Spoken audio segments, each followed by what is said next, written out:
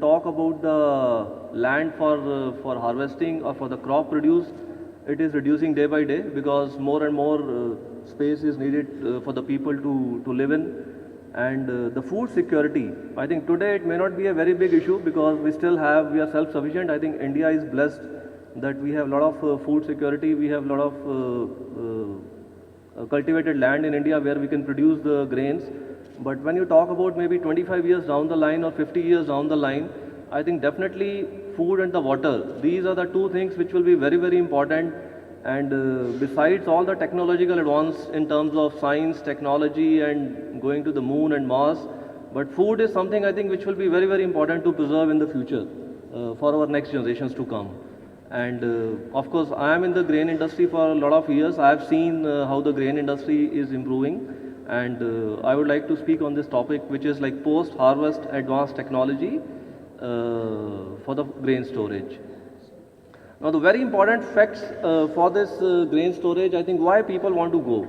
Like I've seen in the last many, many years, there are some people or some companies or some milling industries who are taking initiative to go by themselves. And maybe there are some other companies who will wait, who will see for others to experience on these things, and then they will go for these kind of technologies.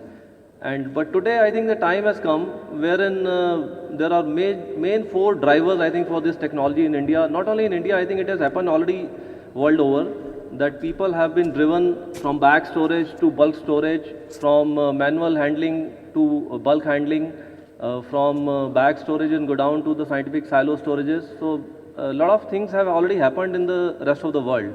And I think India, this concept has started in the last, I would say maybe 5-6 years, wherein people have found that there are technologies for better storages of the grain. But in the present situation, I think there are a lot of other driving factors which are making people go into the direction of the scientific storages. So I'm going to cover, I think, some of these topics which are very, very important today. The first one is the rising labor cost. Today, I can tell you when the people go for the harvesting, even when people are not available for harvesting or people are not available for sowing the seeds into the fields, because a lot of industrialization has happened in India. There is a lot of growth for India, not only in the agricultural sector but in the industrial sector also. So definitely the people will try to work in the areas where there are better emoluments for them, and nobody would like to work in the area where the earnings are less. So farming, I think, is an area where maybe the earnings are not very good. So maybe people tend to move away into the other sector where they can earn better. And labor class, of course, they have to live for the day. They have to earn during the day and they have to spend during the day. So with the rising labor cost, I think it is becoming very difficult for the people to get the people when they want to, let's say, lift the bag, or to get the people when they want to, let's say, transfer the grain from one area to the another area. So labor is driving the industry or the milling industry to convert from the bag storage to the bulk storage, or from the manual handling to the automated handling of the plants. The next very important factor is the rising commodity cost. I think if you take any grain either in India or world over, when the grain is harvested, it has got X price. And as the harvesting time lapses, after 2 months, 3 months, 6 months, there's a consistent increase in the price of the grain. And as we are talking today that we have to control our raw material cost. So unless otherwise we will have some control over our grain, it is very difficult to produce our final produce at a very economical rate. And this is very, very important, becoming very important, because rising commodity cost is becoming very, very important factor, I think, across all the food industry sector. So it is very important to control the cost of our raw material. And when I talk about the feed milling industry, which is the main ingredient for the poultry sector, so I think maize is almost like 55% of the raw material is the maize. And if we don't control the 55% cost material, it becomes very difficult to produce the feed at economical rates. So this is also very important factor, I think, when it comes to the storage of the grain. The third is the rising land cost. I think everybody knows in India that in the last 5 years, there is so much of growth in India that land prices, not only in the cities, I think, even in the areas which are far away from the cities, the land prices are going up very high.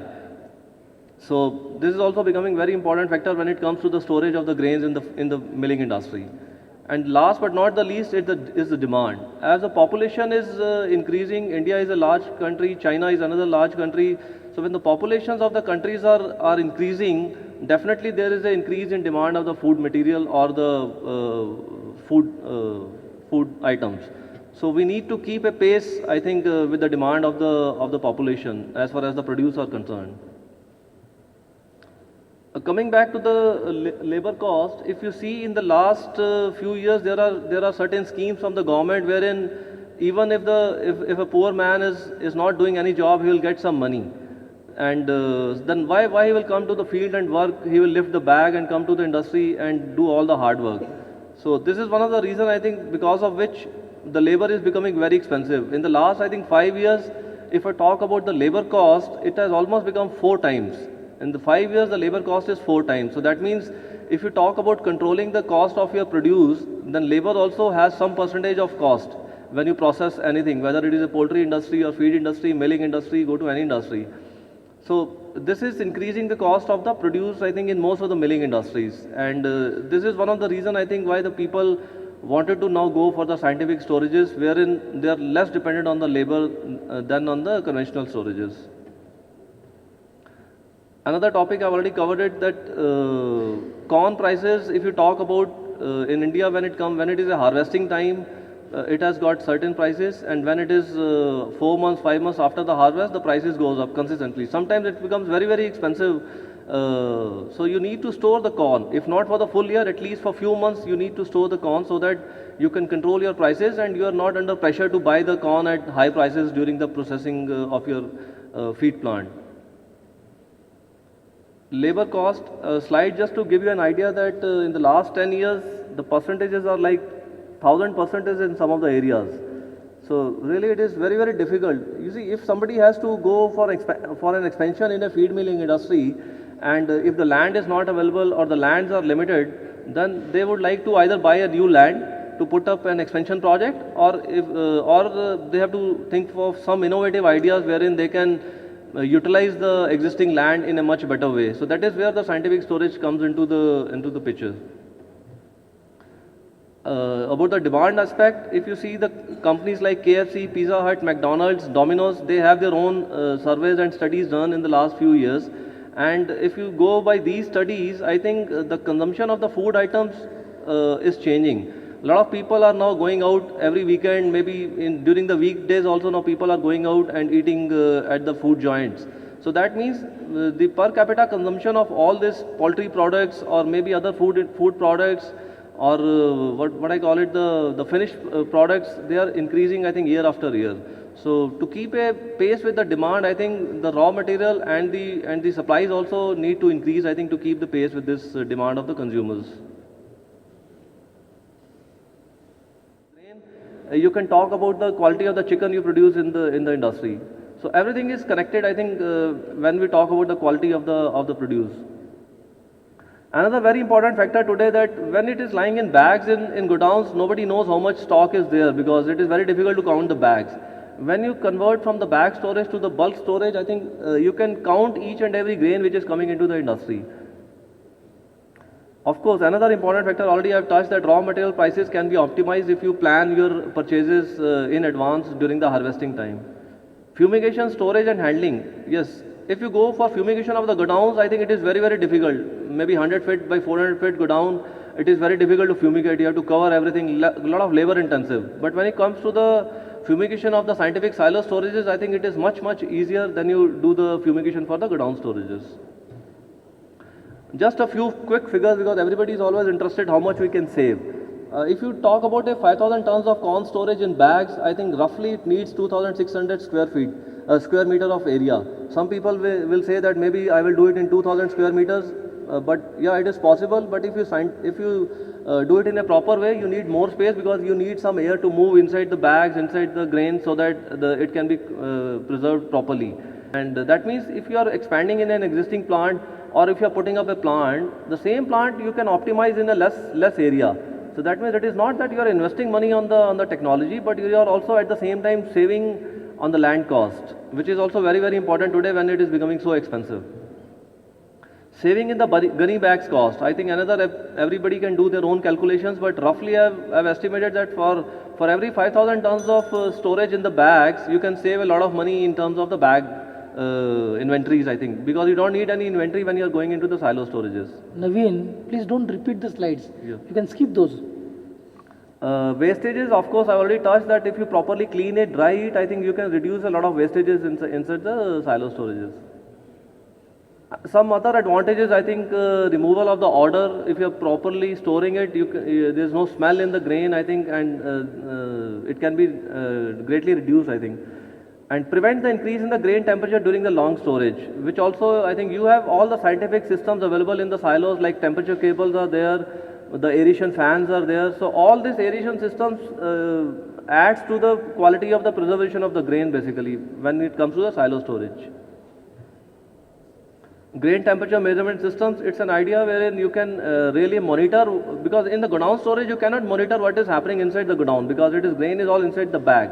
When it comes to the silo storage, I think you have temperature cable installed inside the silos by which you can precisely see what is happening inside the silos on the grains. Some additional advantages, plant becomes very neat and clean, very hygienic, and capacities can be monitored. Automation increases the productivity. I've seen the plants wherein instead of putting up another feed mill, the customer has put in only a silos and his feed mill capacities have gone up just because they are getting continuous feed of the raw material into their feed mill. So there are a lot of other advantages in terms of scientific storages of the grains.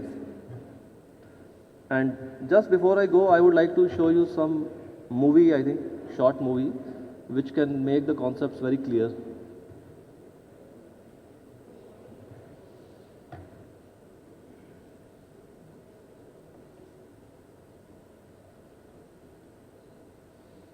So this is basically chain conveyors. When you go for a scientific storage, you have dumping stations wherein either a truck or a tractor, trolley, or maybe wagons can come and they can dump the material into the chain conveyors, which are underneath the ground. It depends upon the capacity, what capacities you are looking for. It can be 20 tons, 30 tons, 100 tons, 200 tons. So there are equipments available for all the capacities, I think. And once you dump into the chain conveyor, you can see this is a chain conveyor where the grain is dumped on the floor level and it comes into the chain conveyor. Maybe another cross. It can be a belt conveyor also instead of a chain conveyor. It all depends upon the people what they want to put in. And from the chain conveyor, it can go into a vertical elevator. I think most of the milling people, they must be knowing about all these equipments here. So you can have this was a wagon unloading and you can have a truck unloading also, pits.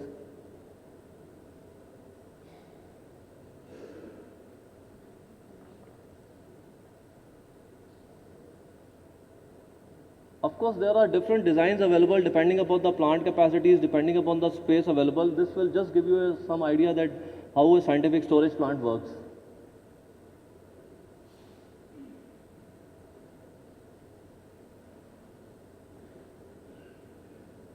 These are the elevators discharging into the chutes, and from there it comes into a conveyor. And these are the silos. I think people who are in feed milling industry must be knowing, I think, about the silos to a large extent.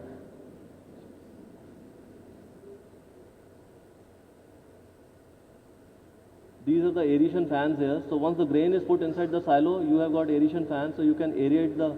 So all the odor, all the heat from inside the silo can be taken out, so that it keeps the grain cool and that increases the shelf life of the grain to a large extent.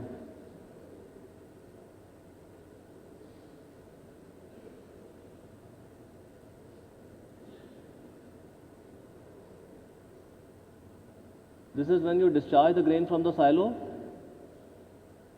back into the bottom chain conveyor. This is the bottom chain conveyor which takes the feed into your feed milling plant or the processing plant, wherever you want to take the grain. This is a sweep auger. When you want to completely empty out the silo, there is a screw inside which completely empty out the grain.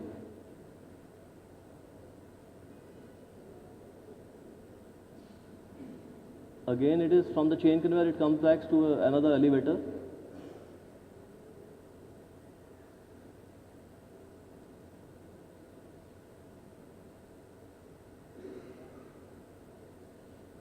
And from the elevator, then it goes back into, sometimes people have buffer silos, like they are known as hopper bottom silos. or you can directly also take from the flat bottom silo into the feed milling plant. So this is a typical storage system. Of course, the dryer is not shown here, but of course a dryer and a pre-cleaner can be added into this to make it a complete storage solution.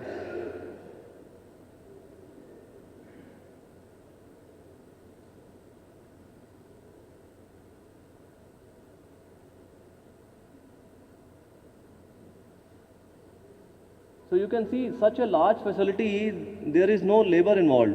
I think maybe one operator and one maybe trained engineer can operate the whole plant.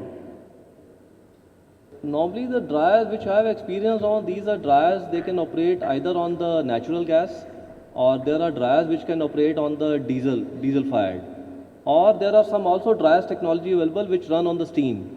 No, because in India we have solar dryers technology which is very well settled, available, but I have not seen for this silo and grain storage management. But for other, like in fish drying, we are using in our entire coastal area, then coriander, chili, and many such things. So I have not- because it would reduce your power Operating cost, operating electricity cost to zero, roughly zero. Or you can also have a hybrid. Yeah. As of now, I have not come across. Maybe I have to find it out if there are any dryers available on the solar energy operations.